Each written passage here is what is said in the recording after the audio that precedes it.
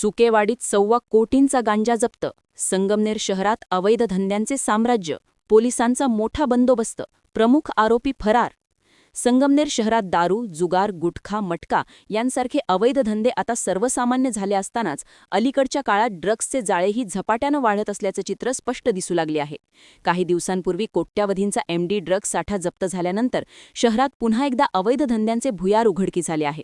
गुरुवारी सकाळी अंमली पदार्थ विरोधी टास्क फोर्स, नाशिक व संगमनेर शहर पोलिसांनी संयुक्तरित्या टाकलेल्या छाप्यात सुकेवाडी येथे तब्बल 1.25 कोटी रुपयांच्या गांजाचा प्रचंड साठा उघडकीस आल्यानं शहरात आणि परिसरात खळबळ उडाली आहे. संगमनेर शहरापासून काही किलोमीटर अंतरावर असणाऱ्या सुकेवाडी येथील आरोपी तुषार उत्तमराव पडवळ उर्फ दमल्याच्या घरात मोठ्या प्रमाणावर गांजाचा साठा असल्याची टीप अंमली पदार्थ विरोधी टास्क फोर्सला मिळाली.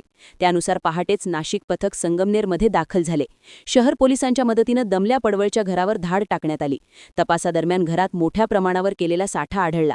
त्याचबरोबर घराबाहेरील ॲपे रिक्षामध्येही अतिरिक्त गांजा साठवून ठेवलेला पोलिसांना सापडला. या धाडीनं पोलीस सुद्धा थक्क झाले. गांजाचा मुद्देमाल जप्त करताच पोलिसांनी तात्काळ संपूर्ण परिसर सील केला. काही वेळातच सुकेवाडी गाव सैनिकी छावणीसारखे दिसू लागले. गावात अचानक वाढलेली पोलीस वाहने, वरिष्ठ अधिकाऱ्यांची उपस्थिती पाहून नागरिक मोठ्या प्रमाणावर जमले. गावात काय मोठे घडले अशी चर्चा वणव्यासारखी पसरली. या कारवाईची माहिती मिळताच उपविभागीय पोलीस अधिकारी डॉ. कुणाल सोनवणे, पोलीस निरीक्षक समीर बारवकर, PSI श्रीकांत सावंत, नाशिक टास्क फोर्सचे DYSP गुलाबराव पाटील, श्रीरामपूर विभागाचे अप्पर पोलीस अधीक्षक सोमनाथ वाकचौरे तसेच पुणे नार्कोटिक्स विभागाचे SP घटनास्थळी धावून आले.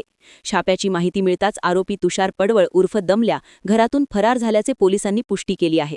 त्याचा शोध घेण्यासाठी पोलिसांनी विशेष पथक तयार केले असून परिसरातील हालचालींवर कठोर नजर ठेवण्यात येत आहे. याआधीच संगमनेर शहरात सुमारे 1 कोटींचा MD ड्रग्स साठा जप्त झाला होता. एका व्यापाऱ्याकडे देखील MD ड्रग्स सापडल्याने शहरात ड्रग्सचे जाळे किती खोलवर गेले आहे हे समोर आले होते. आता त्यात भर म्हणजे 50 लाखांचा गांजा सापडल्यानं नागरिकांमध्ये भीतीचं वातावरण निर्माण झालं आहे.